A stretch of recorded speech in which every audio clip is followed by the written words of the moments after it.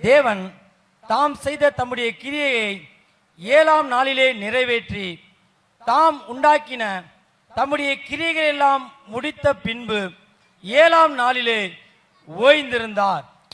கண்களை மூடுவோம். நல்ல தகப்பனே, சர்வ வல்லமையுள்ள எங்கள் ஆண்டவரே, இந்த அருமையான காலை வேளைக்காக உமக்கு ஸ்தோத்திரம். உங்களுடைய சமூகத்தில் எங்களை கூடி வர பண்ணியிருக்கிறீங்க ஆண்டவரே. எங்களை கொண்டு வந்ததுக்கு ஒரு முகாந்திரம் உண்டு ஆண்டவரே. நீர் நோக்கம் இல்லாமல் சித்தம் இல்லாமல் எதையும் செய்ய மாட்டீர் ஆண்டவரே. இந்த காலை வேளையிலே நீர் எங்களை கொண்டு வந்ததுக்கான நோக்கத்தை நிறைவேற்ற போகிற தயவுக்காக உமக்கு ஸ்தோத்திரம். இந்த காலை வேளையில் எங்களோடு கூட பேசுங்க, இடைபடுங்க ஆண்டவரே. உடைய மகிமை மூடிக்கொள்ளட்டும். எங்கள் ஆண்டவர் இயேசுவின் நாமத்தில் பிதாவே, அல்லேலூயா. ஆதியாகமத்தின் புஸ்தகம் 2ஆம் அதிகாரம் 2வது வசனத்திலிருந்து நாம் பார்க்க போகிறோம். தேவன் தாம் செய்த தம்முடைய கிரியை எல்லாம் 7ஆம் நாளிலே நிறைவேற்றி தாம் உண்டாக்கின தம்முடைய கிரியை எல்லாம் முடித்த பின்பு 7ஆம் நாளிலே ஓய்ந்திருந்தார். தேவன் ஓய்ந்திருந்தபடினாலே அதற்கு ஓய்வு நாள் என்று பெயர். இந்த ஓய்வு நாளை குறித்து தான் நாம் இன்னைக்கு காலை வேளையிலே கர்த்தருடைய வார்த்தையை நாம் பார்க்க போகிறோம். எது ஓய்வு நாள் என்று நாம் பார்க்க போகிறதில்லை. இன்னைக்கு நிறைய கள்ள உபதேசங்கள், நிறைய உபதேச கோளாறுகள் இருக்கு. அதில் ஒரு வகையான உபதேச கோளாறு உங்களுக்கு தெரியும், 7ஆம் நாள்காரர்கள் என்று ஒரு சிலர் இருக்கிறார்கள். இவர்கள் அநேகர் திருச்சபைகளுக்கு விரோதமாக, அதுவும் குறிப்பாக தேவனை ஆராதிக்கிற திருச்சபைகளுக்கு விரோதமாக ஞாயிற்றுக்கிழமை ஆராதிக்கிறது சரி கிடையாது, அப்படி ஞாயிற்றுக்கிழமை ஆராதிக்கிறவங்களாம் நரகத்துக்கு போயிடுவாங்க அப்படின்லாம் சொல்லுவாங்க. பொதுவாக நாம் இன்னைக்கு செய்தி அது இல்லை. ஆனாலும் சில காரியங்களை நான் உங்களுக்கு சொல்ல விரும்புகிறேன். இப்படிப்பட்டவர்கள் உங்கள் வீடுகளுக்கு வருவார்கள். தயவு செய்து அப்படிப்பட்டவர்கள் வந்தால் உங்கள் வீடுகளிலே நீங்கள் ஏற்றுக்கொள்ள வேண்டாம். நான் இந்த கடைசி காலத்தில் எல்லா சபைகளுக்கும் சொல்லுகிறதான ஒரு ஆலோசனையை உங்களுக்கும் சொல்லுகிறேன். உங்கள் சபையை சாராத வேற எந்த உங்களுக்கு தெரியாத அறியாத ஊழியர்கள் யார் உங்கள் வீடுகளுக்கு வந்தாலும் தயவு செய்து ஏற்றுக்கொள்ளாதிருங்கள். ஏன்னு சொன்னால் வேற யாரையும் நம்ம ஏற்றுக்கொள்ளக்கூடாது. காரணம் என்னன்னா, வருகிறவர்கள் யார் கள்ளோபதேசக்காரன் யார் நல்ல உபதேசக்காரன் இப்போ கண்டுபிடிக்கிறது கடினமாக இருக்கு. ஊழியர்கள் எங்களுக்கே கடினமாக இருக்கு. அவங்க பேசுகிற உபதேசங்களை வச்சு தான் கண்டுபிடிக்க முடியுது. அப்படி இருக்கும்போது விசுவாசிகள் பெரும்பாலும் நீங்கள் என்ன செய்கிறீர்கள், யார் வேதத்தை கொண்டு வந்தாலும் வீட்டுக்குள்ளே என்ன செய்கிறீங்க, ஏற்றுக்கொள்ளுகிறீங்க. சமீபத்தில் ஒரு தூத்துக்குடி மாவட்டத்தில் ஒரு சிலர் வீடுகள் தோறும் வித்தியாசமான வேத பாடம் எடுக்கிறோம்னு சொல்லி ஆரம்பித்து 2 கிளாஸ் போன உடனே நரகம் என்பதே கிடையாது, அது நிரந்தரமானது கிடையாது, நரகம் இருக்கு, ஆனால் ஆண்டவர் அது டெம்பரவரி, திருப்பி சொர்க்கத்துக்கு கொண்டு போயிடுவார் அப்படின்னு ஆரம்பிச்சா, அப்போ ஒரு சிலர் கேள்வி கேட்கும் போது என்ன சொல்லியிருக்கிறாங்க, இதுக்கான பதிலை நாங்கள் 32வது கிளாஸில் சொல்லுவோம், 40வது கிளாஸில் சொல்லுவோம், நீங்கள் தொடர்ந்து வாங்க, அப்போ தான் அதை நாங்கள் சொல்லுவோம் அப்படின்னு சொல்லி. இப்படிப்பட்ட கள்ள உபதேசங்கள் நிறைய இருக்கு. அதனால யார் கள்ள உபதேசம் யார் நல்ல உபதேசம் உங்களுக்கு தெரிய மாட்டேங்குது. பொதுவாக எனக்கு தெரிஞ்சு இந்த கள்ள உபதேசக்காரன் நல்லா பைபிள் படிக்கிறான். நல்லா பைபிள் படிக்கிறானா, இந்த நல்ல உபதேசக்காரங்க நீங்க யாரும் பைபிள் படிக்க மாட்டேங்கிறீங்க. பிரச்சனை அதுதான். இந்த கள்ள உபதேசக்காரன் நல்லா வசனம் பேசுறான், உங்களுக்கு பேச தெரிய மாட்டேங்குது. அவன் நல்லா ஒரு 20 வசனம் சரளமா பேசின உடனே நீங்க அப்படியே அவனை ஆணு வாயை பழந்துட்டே பாக்குறீங்க. அதுக்கப்புறம் அவங்ககிட்ட ஒரு சாட்சி சொல்லுவீங்க, அதான் ரொம்ப நல்ல சாட்சி. என்னன்னு கேட்டா, எங்க பாஸ்டர் கூட எங்களுக்கு இப்படிலாம் சொல்லலம்பீங்க. அவங்ககிட்ட போய் நம்மளை போட்டு கொடுக்கறது. அப்புறம் அவன் என்னமோ பெரிய கமாலியல் மாதிரி, நீங்கள் வாருங்கள், நாங்கள் உங்களுக்கு இதை குறித்து இன்னும் விவரமாய் போதிப்போம். இது அடிக்கப்படுகிற ஆட்டுக்குட்டி மாதிரி அவன் பின்னாடியே போகுது. நாம ஒரு பைபிள் ஸ்டடி வச்சு 3 நாள் வச்சா நீங்க வரமாட்டீங்கன்றது எனக்கு தெரிஞ்சு போச்சு நேத்து. இந்த மாதிரி ஆட்கள் கூப்பிட்டா மட்டும் போயிடுறீங்க. அதுக்காக தான் சொல்றேன், தயவு செய்து ரொம்ப கேர்ஃபுல்லா இருங்க. எதுக்கு சொல்றோம், அந்த 7ஆம் நாளும் அப்படிப்பட்ட ஒரு கள்ள உபதேசம் தான். சனிக்கிழமை ஆராதிச்சா தான் பரலோகத்துக்கு போகணும், ஞாயிற்றுக்கிழமை ஆராதிச்சா பரலோகத்துக்கு போக முடியாதுன்னு ஒரு குரூப் இருக்கு. அப்படிலாம் கிடையாது. இந்த ஓய்வு நாள் என்பதை பற்றி நீங்கள் பார்க்கணுன்னா அது விவரமாக சொல்லணும். ஆனால் ஒரு சில காரியங்களை மாத்திரம் சொல்லிட்டு நான் இன்னைக்கு செய்திக்கு போயிடுறேன். ஓய்வு நாளை ஆதாம் முதல் கொண்டு மோசே வரைக்கும் அது பிரமாணமாக இல்லை, யாருமே ஆசாரிக்கவில்லை. ஆபிரகாம், ஈசாக்கு, யாக்கோபு இவங்கெல்லாம் ஓய்வு நாளை ஆசாரிச்சாங்கன்னு எங்கேயுமே இல்லை, ஒரு இடத்துலையும் இல்லை. அது பிரமாணமாக இஸ்ரவேலர்களுக்கு தான் கொடுக்கப்பட்டது. கண்டிப்பாக 7ஆம் நாள் என்ன செய்யணும், தேவனை ஆராதிக்கணும். அதற்கு பிறகு இயேசு கிறிஸ்துவுக்கு பிறகு அந்த பிரமாணம் மாற்றப்பட்டு இப்போ நாம ஓய்வு நாள் என்பது எல்லா நாளும் கர்த்தரை ஆராதிக்கலாம். எந்த நாள் வேணாலும் கர்த்தரை ஆராதிக்கலாம். ஆனா ஆராதிக்கணும், அதான் முக்கியம். இப்போ சவுதி அரேபியா போனீங்கன்னா வெள்ளிக்கிழமை ஆராதிப்பாங்க. காரணம் என்னன்னு கேட்டீங்கன்னு சொன்னா, சவுதி அரேபியால வெள்ளிக்கிழமை தான் லீவ். அங்க இருக்கிறவங்க எல்லாரும் என்ன செய்வாங்க, வெள்ளிக்கிழமை தான் ஆராதிப்பாங்க. எனக்கு தெரிஞ்சு ஒரு மாகாணத்துல செவ்வாய்க்கிழமை ஆராதிப்பாங்க மலேசியால. காரணம் என்னன்னா, அவங்களுக்கு என்ன லீவு, செவ்வாய்க்கிழமை தான் லீவ். அப்படி இருக்கும்போது நமக்கு இங்க ஞாயிற்றுக்கிழமை லீவ், நம்ம ஞாயிற்றுக்கிழமை ஆராதிக்கிறோம். ஒவ்வொரு இடத்துலயும் அந்த மாதிரி ஒவ்வொன்று இருக்கு. அதனால இன்னைக்கு ஆராய்ச்சா நீங்க பரலோகத்துக்கு போவீங்க. நம்ம தேவனை ஆராதிக்கணும், அதான் முக்கியம். அதுவும் புதிய ஏற்பாட்டு காலத்துல 7 நாளும் கர்த்தரை ஆராதிக்கணும், அதுதான் சரி. நமக்கு இந்த 6 நாள் ஒரு நாள் கணக்கெல்லாம் இல்ல, 7 நாளும் கர்த்தரை என்ன செய்யணும், ஆராதிக்கணும். அப்படி இருக்கும்போது யாராவது வந்து சனிக்கிழமை ஆராய்ச்சா நரகத்துக்கு போயிருவீங்கன்னா நம்பாதீங்க. பைபிளுடைய கேலண்டர் வந்து லூனார் கேலண்டர், சந்திரனை அடிப்படையை வைத்தது. நாம இன்னைக்கு ஃபாலோ பண்றது சோலார் கேலண்டர், சூரியனை அடிப்படையை வைத்தது. அதனால இந்த ஓய்வு நாளை வந்து நீங்க பைபிளுக்கு வச்சு கணக்கு பண்ணவே முடியாது. பைபிள் பத்தி 360 நாள், நாம இன்னைக்கு எத்தனை நாள் வச்சிருக்கோம் வருஷத்துக்கு, 365 நாள். அதனால இந்த ஓய்வு நாள் கணக்கு வந்து பைபிளுக்கு நமக்கு என்ன செய்யாது, ஒத்து போகாது. இதெல்லாம் வந்து இருக்கு பைபிள்ல. ஆனாலும் ஒரு சில கூட்டம் சொன்னா கேட்காது. எவனாவது எதையாவது மண்டையில ஏத்தி இருப்பான், அதை வந்து உங்ககிட்ட அது சொல்லும், நீங்களும் அதை என்ன செய்றீங்க, நம்புறீங்க. அதனால தேவனை ஆராதிக்கிறது எல்லா நாளும் ஆராதிக்கலாம். ஆனா நம்ம செய்தி இன்னைக்கு அது இல்ல. ஏன் ஓய்வு நாள், அதான் நமக்கு. கர்த்தர் ஓய்வு நாளை ஏன் உண்டாக்கினார் அப்படிங்கறத பார்க்க போறோம். ஏன்னா இஸ்ரவேலர்கள் ஓய்வு நாளை சடங்காச்சாரமாய் ஆசாரித்தார்கள். கர்த்தர் அதை என்ன செஞ்சாரு, கடிந்து கொண்டார். அந்த ஓய்வு நாளை கர்த்தர் நீங்க அருவருக்கிறதாக சொன்னார். இப்போ நாமளும் அதே நிலைமையில தான் இருக்கிறோம். ஏறக்குறைய இன்னைக்கு நமக்கு ஒரு நாள் இருக்கு, ஞாயிற்றுக்கிழமை ஆராதிக்கிறோம், வச்சிருக்கிறோம். இந்த நாள் நாமளும் இப்ப எப்படி இஸ்ரவேலர்கள் ஓய்வு நாளை ஆசாரிச்சாங்களோ அந்த ரேஞ்சுக்கு நம்மளும் என்ன செஞ்சிட்டோம், வந்துட்டோம். உண்மையிலேயே ஓய்வு நாள் என்பது என்ன, ஏன் நாம் அதை ஆசாரிக்க வேண்டும் அப்படிங்கிறத நாம் இன்னைக்கு பார்க்க போகிறோம். அந்த ஆதியாகமத்தின் புஸ்தகம் 2ஆம் அதிகாரம் 2வது வசனத்தை நாம இன்னைக்கு அந்த ஒரு வசனத்துல தான் பார்க்க போறோம். அந்த வசனத்தை திருப்பி வாசிங்க பார்ப்போம். ஆதியாகமம் 2:2. தேவன் தாம் செய்த தம்முடைய கிரியையை 7ஆம் நாளிலே நிறைவேற்றி தாம் உண்டாக்கின தம்முடைய கிரியைகள் எல்லாம் முடித்த பின்பு 7ஆம் நாளிலே ஓய்ந்திருந்தார். 7ஆம் நாளிலே கர்த்தர் ஓய்ந்திருந்தார். அவர் ஓய்ந்திருந்ததுனால தான் அதுக்கு பேர் என்னது, ஓய்வு நாள். கர்த்தர் ஓய்ந்திருந்ததுனால அதுக்கு பேர் ஓய்வு நாள். கர்த்தர் ஓய்ந்திருந்தார்னா என்ன, கர்த்தர் ஓய்வு எடுக்கிறதுனா என்ன? நாம ஓய்வு எடுக்கிறதுக்கும் கர்த்தர் ஓய்வு எடுக்கிறதுக்கும் வித்தியாசம் இருக்கு. நாம ஓய்வு எடுக்கிறதுனா என்ன அப்படின்னு கேட்டீங்கன்னு சொன்னா, நாம ரொம்ப டயர்டாகி வேலையெல்லாம் பார்த்து அதுக்கு பிறகு நாம என்ன செய்வோம், ஓய்வு எடுப்போம். அதுக்கு பேர் தான் என்னது, ஓய்வு. இப்ப நாளைக்கு காலையில ஸ்கூல் திறந்துரும், அப்படிதானே? நாளைக்கு காலையில ஸ்கூல் திறந்துரும். 7 மணிலேருந்து 8:30 மணி வரைக்கும் வீடு எப்படி இருக்கும், ஆமா ரணகலமா இருக்கும் இல்லையா? ஒரு 3ஆம் உலக யுத்தம் ஒன்று என்ன செய்யும், வீட்டில் நடக்கும். காலையில் அப்படி அந்த அம்மா பாவமாக இருக்கும். பார்த்தீங்கன்னா இந்த நைட்டின்னு ஒன்று கண்டுபிடிச்சான், எவன் கண்டுபிடிச்சான்னு தெரில. அந்த அம்மா பகல் ஃபுல்லாக போட்டிருக்கோம், ஆனால் அதுக்கு பேர் நைட்டின்னு பேர்.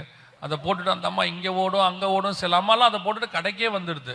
நம்ம அனுமதிக்கலைன்னா சர்ச்சுக்கும் வந்துடும். அது ஆராதனைக்கு அப்படியே ஒரு டவலை போட்டுட்டு இந்த பக்கம் வந்த பாஸ்டர் அப்படியே ஆராதனைக்கு வந்தேன்னு வந்துடும். கர்த்தருக்கு சோத்திரம். அது வரைக்கும் நம்ம அனுமதி கொடுக்காம இருக்கிறோம் இல்லையா? அல்லேலூயா. அப்போ அந்த அம்மா இங்கேயும் அங்கேயும் ஓடி அந்த பிள்ளைய அந்த வேன்ல ஏத்துற நேரம் இருக்கு பாருங்க, அதுதான் அந்த அம்மாவுக்கு உலகத்திலே சந்தோஷமான ஒரு நேரம். அந்த பிள்ளையை ஏற்றிட்டு வேன்ல போறத அந்த அம்மா பார்க்கும்போது பார்த்தீங்கன்னா, அந்த அம்மா அப்படியே சந்தோஷமா பார்த்துட்டு திரும்பி வரும்போது நெப்போலியன் யுத்தத்தை முடிச்சுட்டு வர மாதிரியே வரும். அப்பா ஆடா, இந்த பிள்ளைங்க ஸ்கூலுக்கு போனாதான் நிம்மதி. சில நேரத்தில் அந்த பையன் வந்து சொல்லுவான், நாளைக்கு எனக்கு லீவுன்னு. அவனை விட அந்த அம்மா ஷாக் ஆகும். ஏன், நிறைய அம்மா பார்த்துருக்கீங்களா, அப்படியே ஷாக் ஆகி கேட்கும், எதுக்கு உனக்கு லீவு அப்படின்னு. ஏன்னா நாளைக்கு அவன் வீட்டில் இருக்கானா, அந்த அம்மா கதை முடிஞ்சிச்சு இல்லையா? அப்போ அந்த எதுக்கு சொல்றேன், அந்த பையனை அப்படி வேன்ல அனுப்பி விட்டுட்டு பிள்ளையை அனுப்பிட்டு அந்த அம்மா வந்து என்ன செய்யும், அடுத்த வேலை பார்க்கணும். நடுவில் என்ன எடுக்கும், ஒரு சின்ன ஓய்வு, ஒரு காஃபியை குடிக்கும், ஒரு டிஃபனை சாப்பிடும். பாவமா இருக்கும். நான் உங்களை சொல்லலை, வேற அம்மாக்கள். இப்ப இருக்க அம்மாக்கள்லாம் அப்படி கிடையாது. நான் சொல்றது இந்த காலத்து அம்மாக்கள்ல, அந்த காலத்து அம்மாக்கள் இல்லையா? அந்த காலத்துல எல்லா அம்மாக்களும் அப்படிதான் வேலை பார்த்துச்சு. சரி, இந்த காலத்து அம்மாக்களை வச்சுக்கலாம், பாவம் நீங்க வேற கோச்சுக்கு போறீங்க. அப்ப நல்லா கவனிங்களேன். அப்ப அந்த அம்மா என்ன செய்யுது, ஒரு சின்ன ஓய்வு. இதான் நம்ம எடுக்கிற ஓய்வு. ஆனால் தேவன் ஓய்ந்திருந்தார்னா என்ன? தேவன் என்ன பண்ணாரு, 6 நாள் வேலை பார்த்தாரு. முதல் நாள் வெளிச்சம், 2வது நாள் ஆகாய விரிவு, 3வது நாள் மரம் செடி கொடி, 4வது நாள் சூரியன் சந்திரன், 5வது நாள் மீன்கள் பறவைகள், 6வது நாள் மிருகங்கள் மனுஷனை படைச்சு. கத்தரிப்பு என்ன பண்ணிருக்கிறாரு, டயர்டாகி போய் 6வது நாள் பரலோகத்துல போய் காலை நீட்டி படுத்து கேருபீன்கள் சேராபீன்களை கூப்பிட்டு 2 பேர் காலை அமுக்குங்க, 2 பேர் கையமுக்குங்க, ஒருத்தர் எனக்கு தைலம் போடுங்க, 4 பேர் பாட்டு பாடுங்க, நாளைக்கு யாரும் என்னை எழுப்பக்கூடாது, நான் ரெஸ்ட் எடுக்க போறேன். அதுவா? கர்த்தர் ஓய்ந்திருந்தார்னா என்ன? அப்படியே ஓய்ந்திருந்தார் இல்ல. கர்த்தர் ஓய்ந்திருந்தார்னா என்ன? தேவன் தாம் செய்ய வேண்டும் என்பதற்காக ஒரு தீர்மானத்தை ஏற்படுத்தினார். 6 நாட்களிலே இவைகளை முடிக்க வேண்டும் என்று வைத்தார். அவைகள் எல்லாவற்றையும் 6 நாளிலே செய்து முடித்தார். இனி கர்த்தர் செய்வதற்கு வேலை இல்லை, ஆகவே கர்த்தர் ஓய்ந்திருந்தார். அவர் நினைத்தது எல்லாவற்றையும் செய்து முடித்து விட்டு கர்த்தர் என்ன செய்தார்? ஓய்ந்திருந்தார். வேலையை செஞ்சு முடிச்சிட்டு எடுக்கிற ஓய்வு ஒன்று இருக்கு. இப்போ நீங்க ஒரு ஆபீஸ்ல வேலை செய்றீங்க, அப்போ காலையில சொல்லிட்டு போறாரு, இந்த வேலையெல்லாம் முடிச்சிருங்க, நான் 5 மணிக்கு வருவேன், அதுக்குள்ள இந்த வேலையை முடிச்சிருங்கன்னு உயர் அதிகாரி சொல்லிட்டு போறாரு. நீங்க 2 மணிக்கே வேலையை முடிச்சிட்டீங்க. அப்ப 4 மணி வரைக்கும் என்ன செய்வீங்க? ஓய்வு எடுப்போம். இப்ப நமக்கு என்ன இல்ல? வேலை இல்லை, ஆகவே ஓய்ந்திருக்கிறோம். இப்ப நம்ம டயர்ட் ஆகல, நமக்கு என்ன கிடையாது? வேலை இல்ல.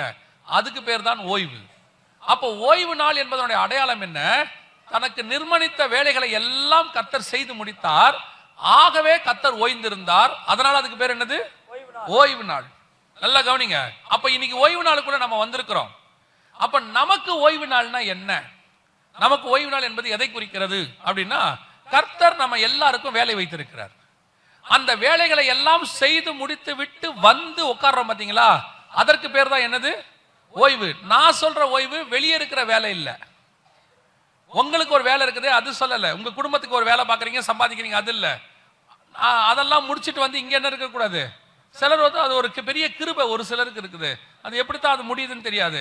நல்ல வீட்டுல கிளம்பி தெளிவா பவுடர் எல்லாம் போட்டுட்டு இங்க வராப்புல வந்து ரெஸ்ட் எடுக்கிறான். நல்லா வந்த உடனே கண்ணை மூடினாம்னா கூட்டம் முடிகிற வரைக்கும் தூங்குறாப்புல. கரெக்டா முடிச்சு எழுப்பி நம்ம என் ஆத்மாவே என்னும் போது அவன் தெளிஞ்சு எழுந்திருப்பான். அவர்கள் 3ஆம் நாள் உயிர் தெழுந்தார்கள் என்ற மாதிரி அப்படி அவன் உயிரோடு கூட வருவான். வந்து திருப்பி கார் எடுத்துக்கிட்டு நல்லா வீட்டுக்கு போறான். அந்த 1 மணி நேரம் நடுவில் உட்காந்து நல்லா தூங்குறாப்புல. அது எப்படி முடியுதுன்றது எனக்கு இன்னி வரைக்கும் தெரியல. நல்லா கிளம்பி பவுடர் போட்டு வந்து இங்க தூங்கி திருப்பி எந்திரிச்சு வீட்டுக்கு போறது. அதுல ஒரு சிலர் அந்த தூணை தேடி பிடிச்சி வந்து உட்கார்றது. அப்படி சாஞ்சி உட்காந்தோம்னா சிம்சன் தூணிலே சாய்ந்து கொண்டிருந்தான்ற மாதிரி அப்படி சாஞ்சி உட்காந்துக்கிறது. எப்படி? அதுவும் பெந்தவாச சபைக்குள்ள எப்படி தூங்குறீங்கன்றது எனக்கு ஆச்சரியமா இருக்கு. நம்ம சவுண்டு போட்டுக்கிட்டே இருக்கோம். மற்ற கிறிஸ்தவ சபையா இருந்தா கூட பரவாயில்ல, அங்க சவுண்டே வராது. இங்க நம்ம என்ன பண்றோம்? நல்லா சவுண்டு போட்டுக்கிட்டு இருக்கோம். இங்க வந்து என்ன செய்யறோம்? ஒரு ஐயா போய் என்ன பண்ணாராம், சபை மேல கம்ப்ளைண்ட் கொடுத்துட்டாரு. கம்ப்ளைண்ட் கொடுத்து இந்த பக்கத்துல இருக்க சர்ச்சுக்காரங்க ரொம்ப சவுண்டு போடுறாங்க, இவங்களை எப்படியாவது க்ளோஸ் பண்ணுங்கன்னு கம்ப்ளைண்ட் கொடுத்துட்டாரு. வெளிநாட்டுல ஆராதனை நடந்துகிட்டு இருக்கு, போலீஸ் வந்துருச்சு. போலீஸ் வந்து இப்படி உள்ள வருது. அந்த போலீஸோட சீஃப் வந்து அப்படியே சுத்தி பாக்குறாரு. நமக்கு தான் தெரியுமே, ஏதாவது போலீஸ் பிரச்சனை வந்தா கண்ண மூடிடுவோம் நம்ம. அது பெரிய கிருபை நம்ம. ஏன்னா அவனை பார்த்தோம்னா பிரச்சனை வந்துடும், கண்ண மூடி சோத்திரம் சோத்திரம் சோத்திரம். இவர் இன்னும் உற்சாகமாயிட்டாரு. ஏன்னா அவனை பார்க்க முடியாது. இப்போ பாஸ்டரும் நல்லா கண்ண மூடி சோத்திரம் பண்ணிட்டாரு. அவர் வந்து அந்த போலீஸ்கார ஒரு ரவுண்ட் அடிச்சுட்டு பக்கத்து வீட்டுக்காரன் போய் கேட்டிருக்காரு, உனக்கு என்ன ப்ராப்ளம்? என்ன பாருங்க எப்படி ட்ரம் அடிக்கிறாங்க, எப்படி சவுண்ட் போடுறாங்க, என்னால இங்க தூங்கவே முடியல, அவங்களை காலி பண்ணுங்க. உடனே அவர் சொன்னாரா, நீ பொய் சொல்ற. ஏன் அப்படின்னு அவன் கேட்டானா, நீ அவ்வளவு சவுண்டுன்னு சொல்ற, அதுல ஒருத்தன் முன்னாடி 4 பேர் சேர்ல உட்காந்து தூங்கிட்டு இருக்கான் அந்த சர்ச்சுக்குள்ள. நான் பார்த்துட்டு வந்தேன். அங்கேயே 4 பேர் தூங்குறானா, உன்னால பக்கத்து வீட்டுல தூங்க முடியாதா? தூங்குடான்னாப்லையாமா. சாட்சி எப்படி இருக்கு பாருங்க. அது ஒரு பெரிய கிருபை நம்ம சபைக்கு. நம்ம சபைனா உங்கள்ட்ட சொல்லல, பெந்தகோஸ்தே சபை எல்லாத்துக்கும் ஒரு பெரிய கிருபை. கிளம்பி வந்து இங்க தூங்குறான். அதுல போகும்போது அவன் ஒரு சாட்சி சொல்லுவான், இன்னைக்கு செய்தி சூப்பரா இருந்துச்சுமா. நான் ஒருத்தரை கேட்டேன், எது நல்லா இருந்துச்சு செய்திலன்னு. என்னவோ சொன்னீங்க, ஆனா நல்லா இருந்துச்சுன்னா. இப்படிப்பட்ட ஆட்கள்லாம் இருக்கு சபையில. அப்ப ஓய்வு எடுக்கிறதுனா என்ன? இதுவா? இது இல்ல. நான் வெளியே நமக்குள்ளே வேலையெல்லாம் செஞ்சு முடிச்சுட்டு எடுக்கிற அந்த ஓய்வு அல்ல. சபைக்குள்ளே உங்களை கொண்டு வந்த அத்தனை பேருக்கும் கர்த்தர் ஒரு வேலையை வைத்திருக்கிறார். நீங்க ஏன் சபைக்குள்ளே சேர்க்கப்பட்டீங்க? கர்த்தர் எதுக்கு உங்களை கொண்டு வந்தாரு அப்படின்னா, ஏதோ நீங்க எல்லாம் ரட்சிக்கப்பட்டு பரலோகத்துல இருந்தா அவருக்கு பெனிஃபிட் கிடையாது. உங்களை கொண்டு வந்ததுக்கு கர்த்தருக்கு ஒரு முகாந்தரம் உண்டு. நாம எல்லாம் ரட்சிக்கப்பட்ட உடனே பரலோகத்துக்கு போகணும்னு கர்த்தருக்கு ஆசைன்னா, ரட்சிக்கப்பட்ட உடனே பரலோகத்துக்கு கூட்டிட்டு போயிருப்பாரு. ஒரு சபைக்குள்ள கொண்டு வந்து வச்சு உங்களை உருவாக்கி கொண்டு போறதுக்கு என்ன காரணம்னா, உங்களை கொண்டு கர்த்தர் செய்ய வேண்டிய காரியங்கள் கொஞ்சம் இருக்கு. அந்த காரியங்களை செய்து முடித்து விட்டு நாம எடுக்கிறோம்ல ஓய்வு, அதற்கு பேர் தான் ஓய்வு நாள். நீங்க கர்த்தர் உங்களுக்கு என்ன வேலை வச்சிருக்கிறான்னு தெரியுமா? பாருங்க, ஆசாரிப்பு கூடாரத்தை கர்த்தர் உண்டாக்குறாரு. ஆசாரிப்பு கூடாரத்துக்குள்ள நிறைய தட்டுமுட்டு சாமான்களை கர்த்தர் செய்ய சொல்றார், எல்லாத்தையும் செய்ய சொல்றார். கர்த்தர் செய்ய சொன்ன எல்லாத்துக்கும் ஒரு நோக்கம் உண்டு. கவனிங்க, கர்த்தர் அந்த ஆசாரிப்பு கூடாரத்தில் என்னென்னலாம் செய்ய சொன்னாரோ அத்தனைக்கும் வேலை உண்டு. எதுவுமே சும்மான்னு இருக்காது. இப்போ மோசே கிட்ட ஆண்டவர் சொல்லும் போது, மோசே அந்த முள் கரண்டி சாம்பல் அல்றிய அதை 2ஆ செஞ்சுக்க. எதுக்கு ஆண்டவரே? ஒண்ணுதான் யூஸ் ஆகும், இன்னொன்னு பின்னாடி தேவைப்பட்டா நம்ம செஞ்சுக்கலாம், அதை வச்சுக்க. நீங்க அங்கேயும் இங்கேயுமா ஆசாரிப்பு கூடாரத்தை எடுத்துட்டு அலையிறீங்க, அதனால செஞ்சுக்க அப்படின்னு சொல்லல. இப்ப நம்ம வீட்டுல எல்லாம் வீடு கட்டும் போது இந்த பெயிண்டர் எலக்ட்ரிஷியன்லாம் சொல்லுவாங்க, பார்த்திருக்கீங்களா? ஒரு காயில் ஒயர் எக்ஸ்ட்ரா வாங்கிக்கங்க, ஒரு 5 லிட்டர் பெயிண்ட் எக்ஸ்ட்ரா வாங்கி. எதுக்கு? கடைசியில தேவைப்படும் சார், இல்லைன்னா ரிட்டர்ன் பண்ணிடலாம்பாங்க. அந்த மாதிரி ஆண்டவர் ஒண்ணு கூட ஆசாரிப்பு கூடாரத்துல கிடையாது. ஆண்டவர் செய்ய சொன்ன எல்லாவற்றுக்கும் வேலை இருந்தது. இப்ப இதுதான் ஆசாரிப்பு கூடாரம், திருச்சபை. நாம் தான் அதில் உள்ளதான பாத்திரங்கள். வேதம் சொல்லுது நாம் அவருடைய பாத்திரங்கள் உள்ளுக்குள்ள. அப்போ இந்த பாத்திரங்கள் உள்ளுக்குள்ள இருக்கிற அத்தனை பாத்திரத்துக்கும் கர்த்தர் ஒரு வேலை வைத்திருக்கிறார். இங்க யாருமே சும்மான் கிடையாது, இங்க யாருமே அலங்காரம் பண்றதுக்காக கிடையாது. சர்ச்சு ஃபுல்லா இருக்குன்னு நாங்க சொல்றதுக்கு நீங்க யாருமே இங்க கிடையாது.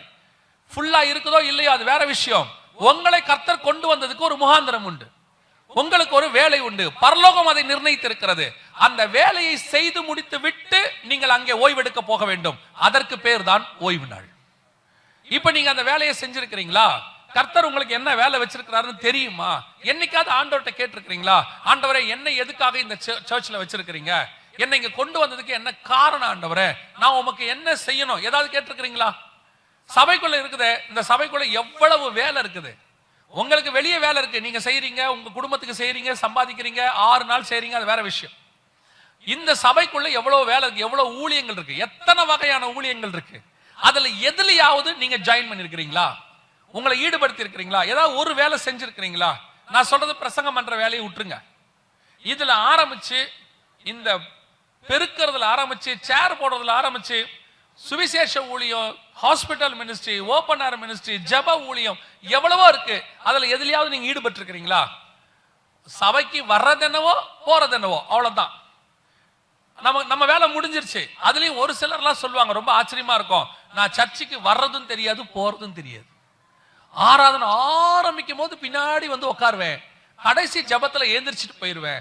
நமக்கு எதுக்குங்க பிரச்சனை, நம்ம ஏதோ வந்தோமா ஆராய்ச்சியமா போனோமா. இதே மாதிரி உங்க வீட்டுல சொல்லி பாருங்க. என் வீட்டுக்கு வர்றது என் மனைவிக்கு தெரியவே தெரியாது. அவ தூங்கின பிறகு வருவேன், முழிக்கிறதுக்கு முன்னாடி வெளியே போயிருவேன். அடுத்த கேள்வி கேட்பாங்க, நீ எதுக்குடா வர? வீட்டுல அந்த கேள்வி கேட்பாங்கல்ல, அதே கேள்வியை கர்த்தர் உங்களை இங்கேயும் கேட்பார்ல. சபைக்கு உங்களால என்ன பிரயோஜனம், ஆண்டவருக்கு என்ன பிரயோஜனம், என்ன நோக்கத்துக்காக வந்தோம்? சிலர்லாம் 10 வருஷம் 15 வருஷம் சபையில உட்கார்ந்துருக்கேன், பெருமை வேற. ஒரு சிலர்லாம் சொல்லுவாங்க, நான் உங்களை சொல்லல, நான் பேசுறது எல்லாமே திண்டுக்கல் தாண்டி, இப்போ உங்களை பத்தி இல்ல, சரியா? சிலர்லாம் சொல்லும், இந்த சபை ஆரம்பிச்ச காலத்துல இருந்து நான் இங்க உட்கார்ந்துருக்கேன், என்ன பண்ண? 4 சேரை உடைச்சது மிச்சம், மற்றபடி ஒரு பிரயோஜனம் கிடையாது சபைக்கு, ஆண்டவருக்கும் பிரயோஜனம் கிடையாது. ஏதாவது ஒரு ஊழியத்துல இந்த ஒரு 3 நாள் கன்வென்ஷன் நடக்குது, ஏதோ ஐக்கிய கூட்டங்கள் இருக்குன்னு சொல்றாங்க, ஆண்கள் ஐக்கியம், பெண்கள் ஐக்கியம், 15 மணி நேரம் ஜெபம், என்னென்னவோ நடக்குது. எதுலயாவது ஈடுபட்டு இருக்கிறீங்களா? இவ்வளவு பேரும் சேர்ந்து ஊழியம் பண்ணீங்கன்னா சபை எப்படி இருக்கும் யோசிச்சு பாருங்க. அத்தனை பேரும் ஒரு வேலை சபையில செஞ்சிருந்தோம்னா இன்னைக்கு சபை அடுத்த வாரமே 2 மடங்கா மாறிடும். அடுத்த வாரம் 2 மடங்கா மாறும். நம்ம அப்படி செய்யறது இல்ல. பவுல் சொல்றாரு, நல்ல போராட்டத்தை போராடினேன், ஓட்டத்தை முடித்தேன். அதோட அர்த்தம் என்னன்னா, ஐ finish my work. எனக்கு கொடுக்கப்பட்ட வேலையை நான் முடித்து விட்டேன். இப்ப அவர் சொல்றாரு, நான் ஓய்வெடுக்க போறேன், திருப்தியா நான் போறேங்கிறார். ஒரு ஒரு ஒரு விசுவாசிக்கு, ஒரு ஆவிக்குரியவனுக்கு, ஒரு ஊழியக்காரனுடைய திருப்தி என்ன? நான் இந்த பூமிக்கு கொண்டு வரப்பட்டேன், என் வேலை செய்து முடிக்கப்பட்டது, நான் திருப்தியாய் ஓய்வெடுக்க போகிறேன். 12ஆம் அதிகாரத்துல தானியேல் புஸ்தகத்துல தானியேல் ஆண்டவர்கிட்ட கேட்கிறாரு, ஆண்டவரே இந்த நாட்களை குறித்து 1335 நாட்களை குறித்தும் இதை குறித்து நான் அறிந்து கொள்ள ஆவலா இருந்தேன். கர்த்தர் சொல்றாரு, தானியேலே நீ போகலாம், நீ போய் இளைப்பாரி கொண்டிரு. தானியேல் ஊழியத்தை முடிக்கிறதுக்கு இஷ்டம் இல்ல, அவர் இன்னும் ஆண்டவர்கிட்ட கேட்கிறாரு. கர்த்தர் சொல்றாரு, you go and take rest. எவ்வளவு பெரிய ஆசீர்வாதம் பாருங்க. உன் ஊழியம் முடிஞ்சிருச்சுப்பா, நீ போய் ரெஸ்ட் எடுன்னு அர்த்தம். அந்த இடத்துல நம்ம இருக்கிறோமா? ஏதாவது ஒரு ஊழியம் செஞ்சிருக்கிறோமா? சபையில ஏதாவது ஒன்று ஆண்டவருக்கு பிரயோஜனமா இருக்கிறோமா? ஒரு சிலர் இருக்கிறான், இவன் யாருன்னு கேட்டீங்கன்னா, பாஸ்டர் எதிரில் ஊழியம் பண்ணுவான், இவன் பாஸ்டருக்காக ஊழியம் பண்றவன். பாஸ்டர் பார்த்தா வேலையை செய்யறது, இல்லைன்னா ஒரு வேலை செய்ய மாட்டான். அதுல என்ன நோக்கம்னு கேட்டீங்கன்னா, நம்ம ஊழியம் செய்யறது யார் பார்க்க போறா, நான் பெருக்கிறத யார் பார்க்க போறா, நான் இந்த சேரெல்லாம் போடுறது யார் பார்க்க போறா? யாரும் பார்க்க வேண்டாம், தேவன் பார்த்துக்கிட்டு இருக்கிறார். தேவன் பார்த்திருக்கார். நான் உங்களுக்கு சொல்லுவேன், இன்னைக்கு ஊழியத்தில் இருக்கிற, இன்னைக்கு கர்த்தரால் பயன்படுத்தப்படுகிற அத்தனை பேரும் ஒரு காலத்துல ஏதோ ஒரு இடத்துல கர்த்தருக்கு ஏதோ செஞ்சவங்க தான். நாங்க இந்த ஊழியத்துக்கு வரதுக்கு முன்னாடி விசுவாசியா இருக்கும்போது எங்க சபையில காலையில் 8-8:30 மணிக்கு ஆராதனை, 7:30 மணிக்கெல்லாம் போவோம், போய் பாய் போடுவோம், எங்களால முடிஞ்ச ஊழியங்களை செய்வோம், ஓப்பனர் மினிஸ்ட்ரி பண்ணுவோம், கொட்டடிச்சு ரோட்ல நின்று பாடுவோம், வில்லேஜ் மினிஸ்ட்ரி போவோம், ஏதோ எங்களால முடிஞ்ச செய்வோம். கர்த்தர் அதை பார்த்துக்கிட்டே இருந்தார். ஒரு நாள் வந்தது, இன்னைக்கு எங்கள் கையிலே ஊழியத்தை கொடுத்திருக்கிறார். நான் அப்படிதான், ஆண்டவர் அதை பார்த்து தான் இப்ப கொடுப்பாரு. திடீர்னு சடனா ஆண்டவர் பரலோகத்துல கொண்டு உங்ககிட்ட கொடுக்க மாட்டாரு. நீங்க எவ்வளவு பாருங்க, மோசேக்கு அப்புறம் யார் வரணும்? யோசுவா வந்துட்டாரு, நியாயமா மோசேக்கு அப்புறம் யார் வரணும்? மோசேவுடைய சந்ததியில யாராவது வரணும், இல்ல ஆரோனுடைய சந்ததியில யாராவது ஒருத்தர் வரணும், லேவி கோத்திரத்துல யாராவது ஒருத்தர் வரணும். வந்தது யாரு? யோசுவா. ஏன் வந்தாரு? மோசே மலைக்கு மேல போனா யோசுவா கீழே உட்கார்ந்து இருப்பாரு. மோசே ஆசாரிப்பு கூடாரத்துல இருந்து பாளையத்துக்கு போயிட்டாருன்னா யோசுவா என்ற வாலிபனோ ஆசாரிப்பு கூடாரத்திலேயே தங்கி கொண்டிருந்தான். அத்தனை பேரும் யோசிக்கிறாங்க, மோசேக்கு அப்புறம் யாரு, மோசேக்கு அப்புறம் யாரு? கர்த்தர் ஆல்ரெடி செலக்ட் பண்ணிட்டாரு. யார? யோசுவாவை. காரணம், அவன் ஆசாரிப்பு கூடாரத்தில் ஏற்கனவே வேலை பார்த்து கொண்டிருந்தவன். அன்னையிலிருந்து கர்த்தர் பார்த்துக்கிட்டே இருக்கிறாரு. உங்களுக்கும் அப்படித்தான், கர்த்தர் பார்த்துக்கிட்டே இருப்பாரு. கர்த்தர் பார்த்துக்கிட்டே இருப்பாரு. இவன் இப்படி செஞ்சுக்கிட்டே இருக்கிறான், கர்த்தருக்கு என்று பிரயோஜனமா இருக்கிறான். ஒரு நாள் வரும், இந்த கனமான ஊழியத்துக்கு கர்த்தர் உங்களை செலக்ட் பண்ணி கொண்டு வருவார். உடனே உங்களுக்கு ஃபுல் டைம் மினிஸ்ட்ரி எல்லாம் வராது. ஆண்டவர் உங்களை பார்த்துக்கிட்டே இருப்பார். இந்த சபைக்குள்ள நீ என்ன செய்யற, ஆண்டவருக்கு நீங்க என்ன செஞ்சுக்கிட்டு இருக்கிறீங்க, கர்த்தர் பார்த்துக்கிட்டே இருக்கிறார். Very important. ஆண்டவருக்கு என்று ஏதாவது செய்யணும், செஞ்சுட்டு ஓய்வெடுக்கணும். அதுக்கு பேர் தான் ஓய்வு நாள். சும்மா வந்துட்டு போறதுக்கு பேர் ஓய்வு நாள் கிடையாது. அதுல வேற பெருமை வேற. நாங்கெல்லாம் சர்ச்சுக்கு போறோம். எதுக்கு போறீங்க? எதுக்கு சர்ச்சுக்கு போறீங்க? தேவனுக்கு ஏதாவது உங்களிடத்துல பிரயோஜனமாக இருக்கணும். அதுக்கு பேர் தான் ஓய்வு நாள்.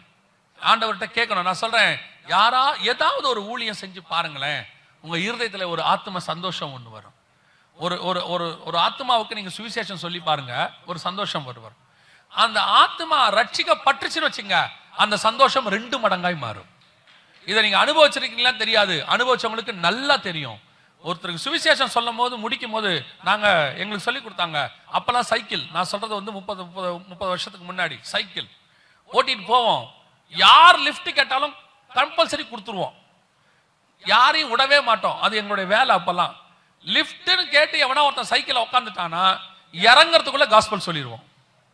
அதுவும் அவனுக்கு சொல்ற வரைக்கும் சைக்கிள் சும்மா தான், மெதுவா தான் போகும். அவன் போற இடம் எங்களுக்கு முக்கியம் இல்லை, நாங்க சுவிசேஷம் சொல்ற வரைக்கும் அவன் எங்க கூட இருக்கணும். மெதுவா ஓட்டிக்கிட்டு அவனுக்கு சுவிசேஷம் சொல்லி முடிச்சிருவோம். அவன் இறக்குற பிறகு ஒரு சந்தோஷம் வரும். அதுக்கப்புறம் சைக்கிள் 2 மடங்கு வேகமா போகும். நிஜம் நான் சொல்றது. எங்களை கிராஸ் பண்ணி ஒருத்தன் கூட சுவிசேஷம் சொல்லாம போக முடியாது. அந்த அளவுக்கு நாங்க சொல்லிடுவோம். எதுக்கு சொல்றேன் தெரியுமா? அப்படி சொல்லி பாருங்களேன், உங்களுடைய வாழ்க்கையில இணை பிரியாத ஒரு சந்தோஷத்தை கர்த்தர் உங்களுக்கு கொண்டு வருவார். அல்லேலூயா. ஓய்வு நாள் என்பது கர்த்தர் உங்களுக்கு கொடுக்கிற வேலையை செய்து முடித்து விட்டு ஓய்ந்திருப்பது. அதற்கு பேர் தான் என்னது?